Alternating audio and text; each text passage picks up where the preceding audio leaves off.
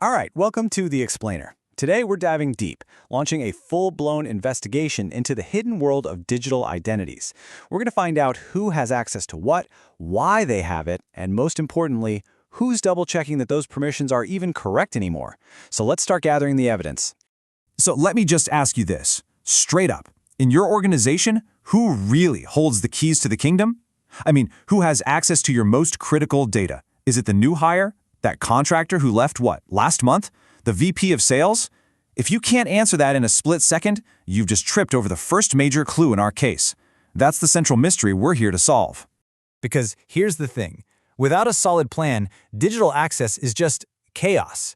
Picture a massive city with no rules, no traffic lights, no addresses. And on top of that, everyone gets a master key to every single building on their first day.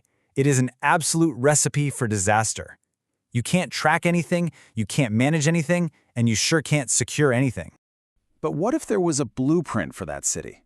A master plan that lays out exactly who can go where and when and why? Well, our investigation just turned up its first major lead. Turns out this blueprint for turning chaos into order actually has a name: identity governance. And this is our primary subject, IGA. Now, don't let the name intimidate you. It's not just about locking a few doors. It is the entire governance framework. Its whole job is to make sure the right people have the right access. And, this part is absolutely crucial, it's not a one-and-done deal. Nope. It's a continuous cycle of verifying, monitoring, and auditing. It's basically your city planner, your building inspector, and your security auditor all rolled into one. So, you've probably heard of IAM, right? Identity and Access Management. How is IGA any different? Well, think of it this way. IAM is the bouncer at the front door. They're checking your ID, asking, are you who you say you are? They handle the immediate login. But IGA? IGA is the one who wrote the guest list. It's the strategic blueprint that answers the much bigger, much more important question: who should even have a key to this place to begin with? Okay, so if IGA is the city blueprint, what are the actual rules and tools that bring it to life? Let's pop open our Investigators Toolkit and take a look at the core components of any good IGS strategy. So inside this toolkit, we've got everything we need to actually enforce that city plan. We're talking about things like identity lifecycle management. That's for handling access from the day someone's hired to the day they leave. And we've got critical policies like separation of duties to prevent fraud. Every single one of these is a key piece of our investigative puzzle. Let's zoom in on one of the most important rules in the entire book: separation of duties, or SOD for short. This is a bedrock principle for preventing fraud. It just means that no single person should have the power to complete a high-stakes task all by themselves. For example, the person who can create a payment should never, ever be the same person who can approve it.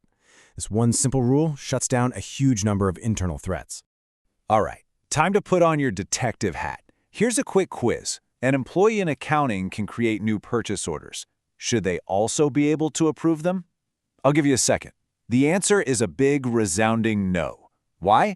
Because it's a textbook violation of separation of duties. Letting one person handle both sides of that transaction opens a massive door for fraud. It's a classic SOD failure. So to wrap this section up, the main takeaway is this: IGA isn't some fuzzy, abstract idea. It's a collection of real, practical tools and hard and fast rules, like separation of duties, all working together to bring some much-needed order and control over who can access what. You know, understanding these concepts is a great first step. It really is. But if you want to build a real career in cybersecurity, if you want to be the one actually building and managing these systems, you've got to get your hands dirty. Theory will only take you so far. And that's exactly why I have to give a shout out to Askmeidentity.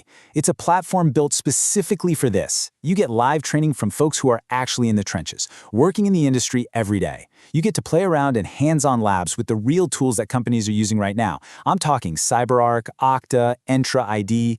They even help you with mock interviews and getting your resume in shape. If you're serious about this path, it's an absolute game changer. All right, investigation is back on. We've looked at the blueprint, we've checked out the toolkit. Now, let's follow the trail of evidence and see IGA in action. We're going to track a single identity, one employee, through their entire journey with the company. So check out this timeline. It shows the whole life cycle perfectly. Day 1, a new person starts, and bam, IGA automatically gives them exactly the access they need for their job. 6 months in, they get a promotion. IGA automatically tweaks their permissions, taking away old access and adding the new stuff. A contractor's year is up, access is shut off automatically. And finally, when an employee leaves the company for good, every single key is taken back, all access is cut instantly. It's all automated, clean, and totally secure. Okay, let's analyze a piece of evidence. An employee moves from the sales department over to marketing, but a month later, you discover they can still get into the confidential sales CRM. Is this a failure of IGA? Yes, 100% yes. This is a classic case of what we call privilege creep, and it's exactly the kind of dangerous situation that a well-oiled IGA lifecycle process is built to stop. So the big takeaway here is that IGA is not static, it's dynamic. It manages an identity's entire journey, from beginning to end, making sure that their access rights are always changing to match their current role. That automation is what prevents all those old, dangerous permissions from just hanging around. We are getting close to closing this case. We've put IGA under the microscope, we know its methods, but here's the thing. IGA is not a solo act. To really get the full picture, we need to understand how it teams up with two other key players in the security world, IAM and PAM. Just think of these three as a super specialized security team. We already know IAM is the bouncer at the door for everyday users. We know IGA is the strategist writing the rules for who gets in. Well, meet the new player, PAM, which stands for Privileged Access Management. PAMS is like the secret service detail for your most powerful users, your system admins, your database admins. It locks their powerful credentials in a vault and watches their every single move. And this right here might be the most important clue we've found all day. These systems are not competing with each other. They are three absolutely essential pillars of a truly modern identity security strategy. You can't just pick one. To be truly secure, you need all three working together, perfectly in sync. Okay, time for our final pop quiz. Which one of these systems is specifically built to lock down and monitor a database administrator's super powerful account? Is it IGA, IAM, or PAM? You got it, it's PAM. Remember, PAM is the specialist, the expert bodyguard for all of those high-risk privileged accounts. So, let's wrap this case up. Let's review the findings. We've established that IGA is the strategic blueprint that answers that critical question, who should have access? We've seen how it uses essential tools like separation of duties and automates the entire identity lifecycle. And finally, we confirmed that it has to work as part of a team with IAM and PAM to create a truly complete security posture. Case closed. And that really just leaves us with one final, lingering question for you to think about.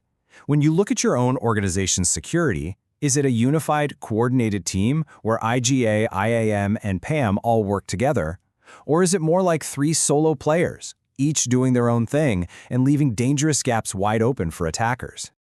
Our investigation for today is officially over, but your journey to really mastering identity security, well, that's just getting started. Trust me, this field is more important and more in demand than it has ever been. If you want to take that next step and get those crucial hands-on skills, you should definitely go check out Askmeidentity. And hey, if you found this investigation useful, do me a favor and hit the like button so other people can find it. And of course, make sure you follow us for our next deep dive into the world of cybersecurity. Thanks for watching.